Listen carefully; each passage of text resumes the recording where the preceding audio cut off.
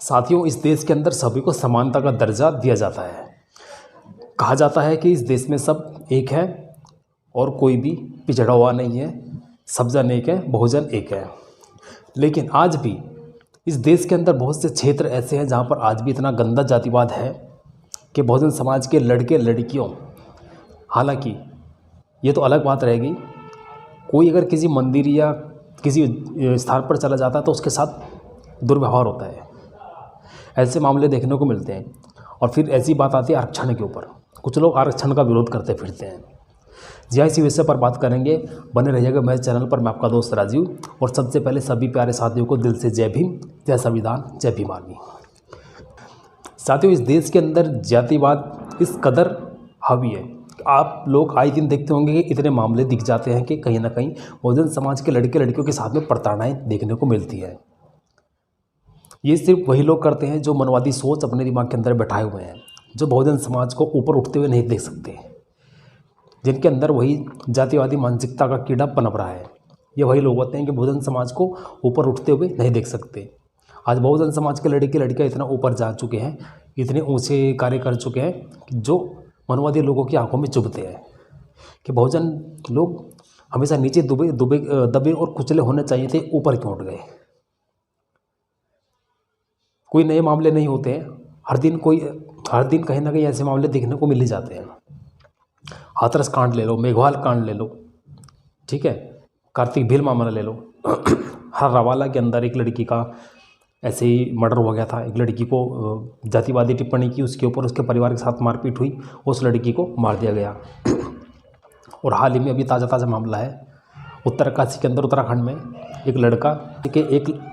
उत्तरकाशी का एक लड़का अनुसूचित जाति से जो आता है वो मंदिर में प्रवेश कर जाता है, तो उसके साथ में आदमी होते हैं, उसके साथ मारपीट करते हैं। मारपीट तो करते हैं, उसके साथ जली हुई लकड़ी कितनी भयानक लगती है। उस जली हुई लकड़ी से उस लड़के की मार पिटाई होती है। उस लड़के को मारा जाता है। मैंने देखा था क्लिप में, मैंने उसकी फ़ोटो पे फेसबुक पर अपलोड की हुई देखी थी किसी ने। उसके पूरे शरीर पर, कमर पर, शरीर पर, छाती पर, पेट पर, यहाँ तक कि पिछवाड़े में, बैक साइड में भी उसको जले हुए के निशान बने हुए थे। तो ये जातिवाद नहीं है तो और क्या है। मतलब एक तरफ तो इस देश में बड़े बड़े मंचों पर भाषण देते हैं कि सब जन एक है, बहुजन एक है, लेकिन बहुजन लोगों को आप लोग उठते हुए नहीं देख सकते कि ये लोग क्यों ऊपर उठ रहे हैं। बात आती है आरक्षण की। आरक्षण की बात करते हैं, अन्नी पंडित सेना नाम की जो संगठन बने हुए हैं, ये भी नहीं चाहते कि बहुजन समाज आगे बढ़े। जहाँ भी देखो हर समय आरक्षण आरक्षण आरक्षण, बस आरक्षण का डींगा बजाया हुआ है, आरक्षण के नाम का डंका बजा रखा है कि आरक्षण आरक्षण आरक्षण। अरे आज के इस युग में, आज का जो समय चल रहा है, इसमें हर किसी को आरक्षण की ज़रूरत थी, सबको आरक्षण बराबर दे दिया गया है। अब वो कहते हैं कि आरक्षण ख़त्म करो। चलो हम आरक्षण ख़त्म कर देते हैं, हम लोग आरक्षण छोड़ देते हैं, तुम लोग जातिवाद छोड़ दो ना। जातिवाद चीज़ जो बहुजन समाज के लोगों के साथ तुम लोग करते हो, इस चीज़ को छोड़ दो, हम आरक्षण तुम्हारे मुँह पर दे के मार देंगे। और खुला चैलेंज करके बोल रहा हूँ मैं, आरक्षण हमारा समाज, जितना भी बहुजन समाज पूरे देश के अंदर जा फैला है, सब के सब मिलकर आरक्षण तुम्हें थोप देंगे। जातिवाद ख़त्म कर दो। जातिवाद से आरक्षण पनपा है और ये खैरात नहीं मिली है, ये हमें हमारा संविधान देता है इस चीज़ का हक। हमारा बाबा साहेब का जो संविधान है वो हमें आरक्षण का हक देता है। आरक्षित श्रेणी में आते हैं, इसलिए हमको संविधान बाबा साहेब से मिला और आरक्षण भी बाबा साहेब ने दिया, क्योंकि बाबा साहेब के साथ भी वही चीज़ें हुई थी जो आज भी देखने को मिलती हैं। समय बदल गया है, लेकिन बाबा साहेब के समय में जो चीज़ें थी आज भी वही की वही हैं। बहुजन समाज के लोगों के साथ में इतना दुर्व्यवहार होता है। कभी किसी बहन बेटी को रात को, आधी रात को 2:30 बजे जला दिया जाता है, जो गुणगान करते फिरते हैं कि हम आप लोगों को सुरक्षा मुहैया कराएंगे, ये करेंगे, वो करेंगे। वोट लेने के लिए सिर्फ बहुजनों के घर में जाकर खाना खाया जाता है, लेकिन वोट लेने के बाद में बहुजन समाज के साथ अगर कोई दुर्व्यवहार होता है, बर्बरता होती है, तो उसका कोई जवाब नहीं दिया जाता। मैं सच बता रहा हूँ।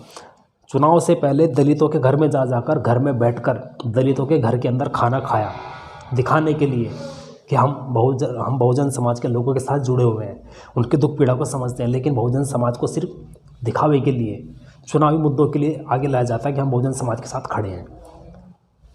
ऐसा देखा जाता है। अब बहुजन समाज के घर में थाली में जिस खाना खा रहे हैं बैठकर, अब क्या पता बहुजन के घर का खाना है या होटल 5 स्टार होटल से खाकर लाकर मंगा कर खा रहे हैं, हमें नहीं पता।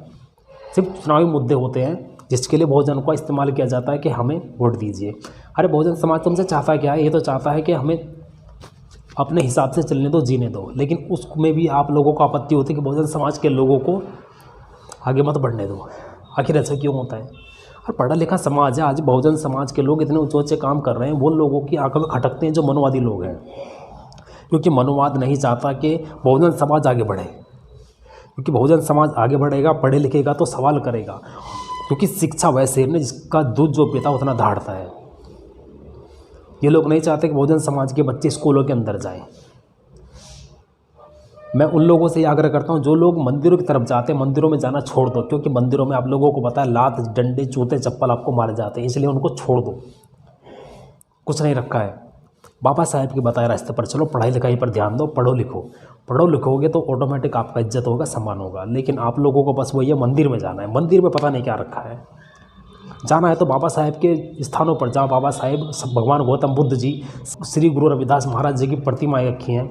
वाराणसी में जाओ, हरियाणा के अंदर यमुनानगर में बहुत बड़ा कांसी जी का, रविदास जी का मंदिर है, वहाँ पर जाओ।